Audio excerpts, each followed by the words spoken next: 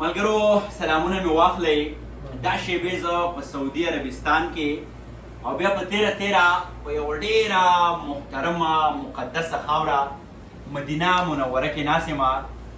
عمران حاجي صاحب او د هغو غټه دیرې په نوم باندې دا یادېږي. دا هغه دیره ده چې په دې کې په سوونو پښتانه چې دي نو هغه له دې نه وتي دي او بیا دې دیرې نور بچي راوړي دي، وړې وړې دیرې ترې جوړې شوي دي. زه د نصیب ورور ډېره زیاته مننه کوم، د لیلوڼۍ او بیا د غني هم مننه کوم، او چاپېرچل کې چې څومره ځوانان ناست دي د ټولو مننه کوم. چونکې عمران صاحب زه خیال مې دا و چې زه داسې ډېر ما خیال و چې را نه شم تاسو باندې بوج نه شم. زما همیشه یو کوشش دی چې زه خپل د مزدور طبقې له تکلیف ورنه کړم. خو به هر حال ستاسو مینه وه، راتله ضروري و. نو ما وی چې راشم او زه چې په کوم غرض راغلی یم، زما غرض یوازې عمره ده. نو چې د عمرې هغه ټول لوازمات زه پوره کړم. نو نن بیا مونږ لاړو د احد غر ته، مونږ نور چې دلته مسجد قبلتین ته لاړو، بیا مونږ سبا مساجد ته لاړو. څومره چې هم امکان و هغه مونږ دلته را جوړ کړو. په هر حال تاسو سره کېناستم، الله خوشحاله لره، دا دیره دې الله آباده لري. او زه د ټولو کتونکو ته دا هم وایم چې زه په دې وجه نه راتلم چې نن 4 مزدوران څوک چې زما ډېر نږدې وو هغو خپله دیاړي قضا کړه او ما سره روان شو. ما ورته څه جولې ونیوه چې یې سړو زه ځان له تلی شم، دا لارې راته معلومې دي، په یو ټیکسي ډرایور به دا هغه پښتونولي ده، دا هغه مینه ده، دا هغه اخلاص دی. او تاسو ټولو ته مې دا عرض دی نصیب جانه چې مهرباني وکړئ که تاسو په سعودي کې یې، که په لندن کې یې، که په امریکا کې یې، خپله پښتو مه پرېږدئ او دا پښتو خپل د کشرانو ته منتقل کړئ. زه دې ته هم خوشحاله شوم چې ما دا واورېده چې دلته ستاسو یو تنظیم هم دی. بیا څوک چې زخمي شي یا لاس په مات شي یا بیمار شي نو تاسو هغه له څه نه څه په اشر باندې پیسې راغونډوئ او هغه بیا ځان سره اوچتوئ. دا پښتو ده. زه دې ته هم خوشحاله شوم چې دلته چېرته ښادي وشي په کلي کې یا غم وشي په کلي کې نو تاسو دلته لاسنیوی ته کښېنئ، تاسو دلته دعا ته کښېنئ. دا پښتو ده، دا مه پرېږدئ.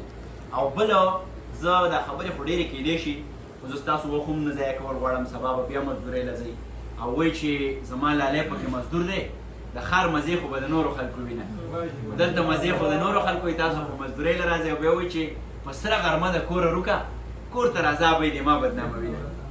نو یوه التجا به مې دا وي نصیبه تاسو د ټولو کاکاګانو ته مزدوري کوئ، کار کوئ، ښه په نره باندې حق حلالې پیسې ګټئ. زه د دې ملک هم شکرګزار یم چې تاسو له دومره روزګار درکړی دی. دلته په زرګاو پښتانه په کار دي. خو دا د ذهن نه مه وباسئ، دا خبره ذهن کې واچوئ، خپل پیس کې پورې غوټه کړئ چې ځان لا دلته چې څه لږه ډېره توخه را جمع کړئ نو په وطن کې وړوکی غوندې روزګار روان کړئ. یا نور داسې په وطن کې څه لاره چاره ځان له جوړه کړئ چې سبا له بوډاګان شئ د مزدورۍ نه یې نو چې هغه په وطن کې بیا ستاسو په کار باندې راشي. نو دا یو مهرباني وکړئ چې دا چیز د ذهن نه مه وباسئ. خامخا چې ستاسو مخکې له دې نه چې ځواني درنه ځي نو چې تاسو ځان له څه توخه را جمع کړي. یوه دا خبره.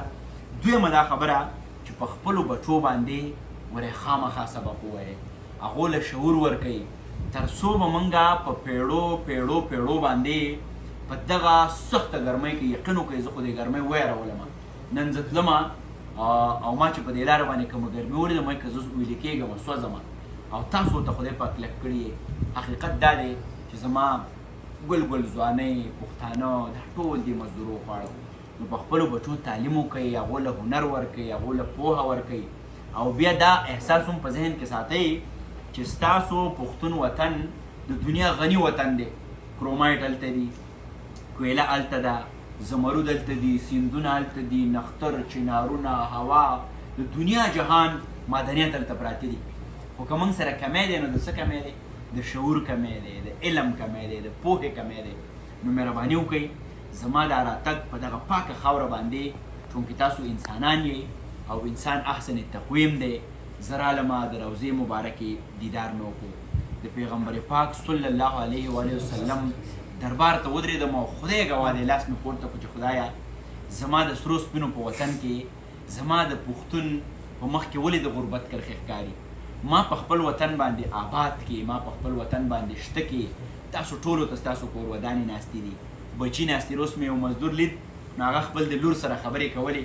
تاسو یقین وکړئ ما ته خپله ګلرنګه رایاده شوه او زړه مې داسې هغه نری داسې وتخنېد چې زه د به څومره هغه 10 میاشتې دی که 12 میاشتې پورته نه دی تللی. لہذا دا مې درته عاجزانه التجا ده چې تاسو له چې الله کوم صلاحیتونه راکړي دي دا داسې په کار راولئ چې دلته دغه مزدوري وشي چې په خپل وطن کې تاسو خدای پاک یو ښه ثواب وکړي. او ګورې بعضې څیزونه دا په قسمت او په دعاګانو دغه یو طرف ته کوي، خو دا به د عقل په بنیاد کوئ. دا الله تعالی وایي چې تاسو له ما دا عقل شعور پوهه دله درکړې ده چې تاسو ځان له ښه لار وټاکئ، تاسو ښه طرف ته لاړ شئ. نو خدای درته مقرره کړې ده په پاکه خاوره یې دلته راغلي یې، د دې ځای نه ځان سره سوچ ویسئ، علم ویسئ، پوهه ویسئ او خپل د وطن د آبادۍ دپاره پوره سوچ وکړئ. نو زه نصیبه ستاسو بیا ډېره زیاته مننه کوم، خوشحاله شوم او د ټولو مزدورانو نه بخښنه هم غواړم که ستاسو د مزدورۍ وخت چېرته ما ضایع کړی یا تاسو په ټایم وده کېږئ او ما سره ناوخته او ویښ پاتې شوي او زه په دې وجه باندې نه راتلم. حقیقت دا دی ما وی تاسو به سهار ستړي ستومانه پاڅئ، خو بهرحال د دې ملګرو التجا وه، مینه وه، راغلم او دا خبرې په دې بنیاد کوم چې ما نه به خدای تپوس کوي چې عبادتونه خو دې وکړو. او زه په دې خبره باندې کلک یقین لرم چې عبادت په خپل ځای خو معاملات هم ټیک پکار دي چې ستا د انسانانو سره رویه څه ده. خپله دغه چې کوم ستاسو ټولګی دی تنظیم دی دا مضبوط ساتئ، د یو بل سره رویې مثبت کوئ، سوچ پاک کوئ او د یو بل داسې مرسته وکړئ که نه چې تاسو یو یو کامیابېږئ او وطن ته ځئ، یو یو کامیابېږئ او وطن ته ځئ، داسې حال ځان ته راجوړ کړئ. بیا هم ستاسو ډېره زیاته مننه کوم، ستاسو د ټولو ستړو، ستاسو د مینې، ستاسو د کېناستو الله راته تاسو ټول آباد لره. لوی الله پاک